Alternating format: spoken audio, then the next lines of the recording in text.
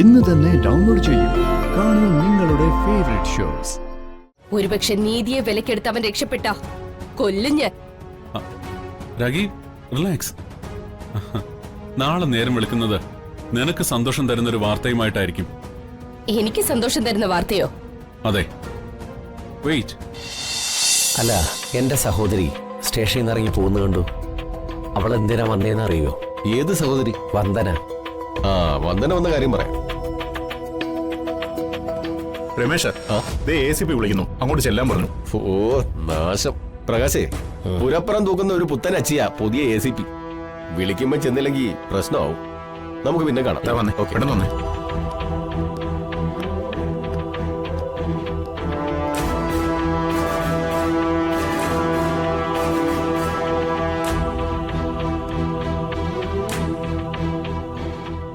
ജഗൻ പറയുന്നത് എനിക്ക് മനസ്സിലാവുന്നുണ്ട്. പക്ഷെ ഒരു കാര്യം ജഗൻ ഓർത്താ കൊള്ളാം. ഞാൻ ജഗനെ മനഃപൂർവ്വം പ്രതിയാക്കി ജയിലിലിട്ട് അടച്ചതല്ല. ഒരാൾ താനാണ് കൊലപാതകം സ്വയം ചെയ്തതെന്ന് സമ്മതിക്കുമ്പോ അറസ്റ്റ് ചെയ്ത് കോടതിയിൽ ഹാജരാക്കുകയല്ലാതെ വേറെ നിവൃത്തിയില്ല. ആളെയാണ് വർഷയുടെ ചടങ്ങ്. അറിയാം, വന്ദന എന്നെ വന്ന് കണ്ടിരുന്നു. ജഗൻ ഇപ്പൊ കിടക്കുന്നത് പോലീസ് ലോക്കപ്പിലല്ല, സബ് ജയിലിലാണ്. പോലീസ് ലോക്കപ്പിലായിരുന്നെങ്കിൽ ഞാൻ മാത്രം വിചാരിച്ചാൽ മതിയായിരുന്നു ജഗൻ ആ ചടങ്ങിൽ പങ്കെടുക്കാൻ. മാഡം, വർഷ എനിക്കെന്റെ കൂടപ്പുറപ്പിനെ പോലെ. അവളുടെ മരണാനന്തര കർമ്മങ്ങളില് എനിക്കും. ജഗൻ അറിയാലോ ജുഡീഷ്യറിയും സിസ്റ്റംസും ഒക്കെ. ഐ എം സോറി ജഗൻ, എനിക്കൊന്നും ചെയ്യാൻ കഴിയില്ല. എനിക്ക് ഈ രാത്രി ജഗനെ കാണാൻ വരാൻ വേണ്ടി തന്നെ ഒരു സ്പെഷ്യൽ പെർമിഷൻ എടുക്കേണ്ടി വന്നു ഇന്ന്. ആ ഒരു പെർമിഷൻ കിട്ടാൻ തന്നെ കാരണം ജഗൻ കൊന്നുവെന്ന് സംശയിക്കുന്ന രാജീവ് മേനോൻ കേസിന്റെ അന്വേഷണ ചുമതല എനിക്കായതുകൊണ്ടാ. ഞാൻ ചടങ്ങിൽ പങ്കെടുക്കണം എന്നുള്ള വന്ദനയുടെ ആവശ്യം നിരസിക്കാം. പക്ഷേ ജയങ്ങളും വരണമെന്ന് എന്റെ ദിയമോളും ആവശ്യപ്പെട്ടിരിക്കുന്നു.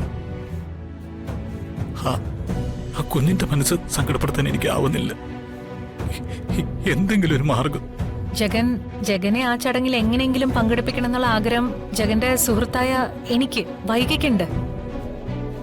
പക്ഷെ ഒരു ACP ആയ വൈഗയ്ക്ക് അതിന് കഴിയില്ല.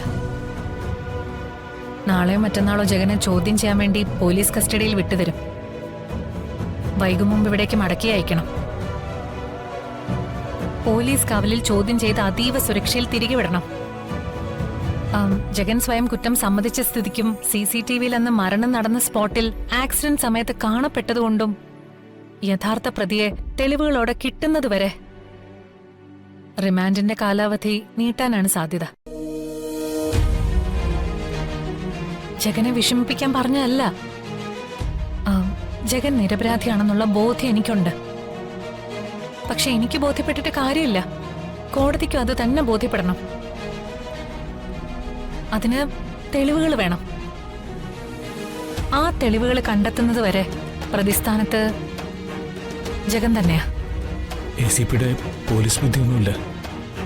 എന്നാലും രാഷ്ട്രീയക്കാരന്റെ തന്ത്രം വെച്ച് പറഞ്ഞാൽ ഇപ്പൊ പ്രതിയെന്ന് സംശയിക്കുന്ന എന്നെ പുറത്തിറക്കിയാൽ അണിയറയിൽ പതുങ്ങിയിരിക്കുന്ന യഥാർത്ഥ പ്രതികളെ രംഗത്തിറങ്ങും. എന്നെ അകത്താകാനുള്ള തന്ത്രങ്ങൾ അങ്ങനെയും. അത് അന്വേഷണത്തിന് ACP സഹായിച്ചെന്ന് വരും. എന്താ, ശരിയല്ലേ?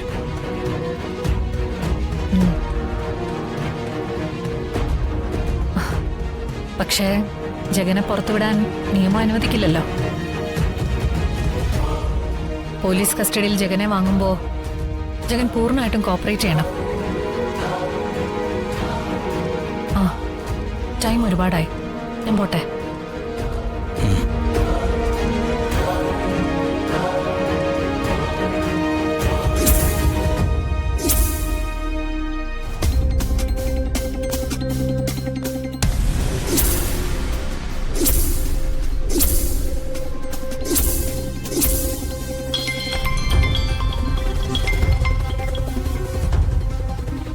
ഹലോ സർ, വന്ദന സ്റ്റേഷനിൽ വന്നിരുന്നു.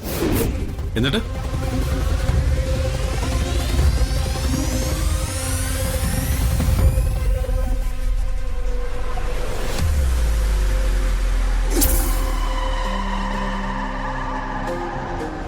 അപ്പൊ അവളുടെ മനസ്സ് മാറി തുടങ്ങിയെന്നർത്ഥം. ജഗൻ പുറത്തിറങ്ങിയ കേസ് അന്വേഷണം ആകെ താളം തെറ്റും. അത് പാടില്ല. ജഗന്റെ അറസ്റ്റ് മീഡിയക്കാര് വാർത്തയാക്കില്ലല്ലോ. എല്ലാ പത്രങ്ങളിലും വാർത്ത വരണം.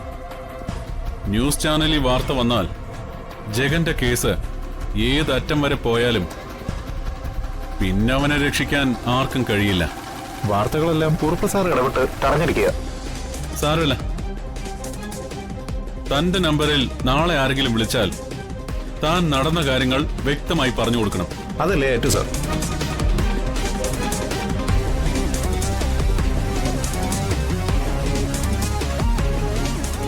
ഈ കേസ് അങ്ങനെ വെറുതെ വിടാൻ എനിക്ക് കഴിയില്ലടോ. എന്റെ അളിയനും എന്റെ ഭാര്യയുടെ അമ്മയോ ആ ദുഃഖം എന്റെ ഭാര്യയ്ക്ക് ഇപ്പോഴും താങ്ങാനായിട്ടില്ല.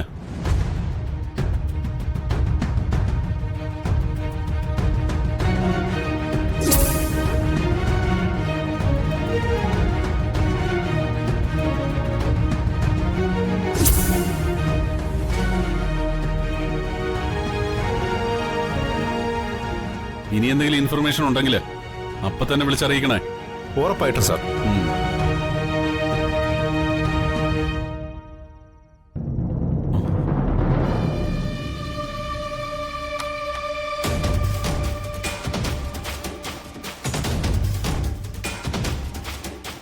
ആരായിരുന്നു ഫോണില്? ആ അതാ പോലീസുകാരന്. വന്ദനയെന്ന് ACP കാണാൻ ചെന്നിരുന്നു. അതിനെന്താ? കേസ് അല്പം കൂടി മുറുക്കാനായിരിക്കും വന്ദന ACP കാണാൻ പോയത്. അല്ല, വന്ദനയുടെ നിലപാടുകളിൽ മാറ്റം വന്നിട്ടുണ്ട്. ജഗനെ കുറ്റവിമുക്തനാക്കണമെന്ന് പറയാനത്രേ വന്ദന ACPയുടെ ഓഫീസിൽ പോയത്. ഇല്ല, അങ്ങനെ ഒരിക്കലും സംഭവിക്കില്ല. ഇനി അതല്ല, അവള് മാനസാന്തരപ്പെട്ട് ജഗനെ രക്ഷിക്കാൻ ഇറങ്ങിയാലും ഞാനത് അനുവദിക്കില്ല. എന്റെ ഏട്ടനെ അമ്മയും കൊന്നത് ജഗനാണെങ്കിൽ അവന് ഞാൻ തൂക്കുകയറ് വാങ്ങിക്കൊടുത്തിരിക്കും. ഒരുപക്ഷെ നീതിയെ വിലക്കെടുത്ത് അവൻ രക്ഷപ്പെട്ട കൊല്ലും ഞാൻ. രാഗി, റിലാക്സ്. നാളെ നേരം വെളുക്കുന്നത് നിനക്ക് സന്തോഷം തരുന്നൊരു വാർത്തയുമായിട്ടായിരിക്കും. എനിക്ക് സന്തോഷം തരുന്ന വാർത്തയോ? അതെ. വെയിറ്റ്. കാണാൻ പോകുന്ന വെടിക്കിട്ട് കഥ പറഞ്ഞ് അറിയിച്ച് അതിന്റെ സുഖം കെടുത്തണോ? വേണ്ട, നീ കാത്തിരുന്നോ.